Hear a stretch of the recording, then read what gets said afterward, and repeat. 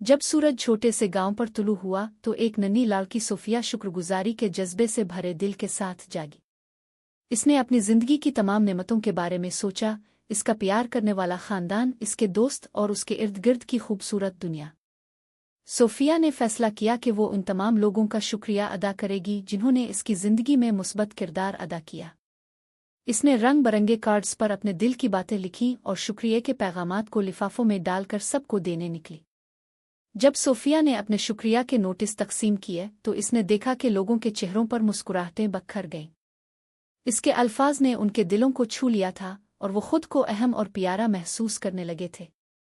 पूरा गांव मोहब्बत और मेहरबानी से भर गया और ये सब सोफिया के सोचे समझे अमल की बदौलत हुआ।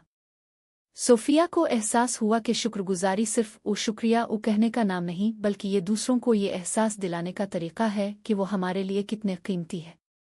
और जब वो वापस अपने घर की तरफ जा रही थी तो वो इस बात पर शुक्रगुजार थी कि इसे अपनी बरादरी में मोहब्बत और खुशी फैलाने का मौका मिला।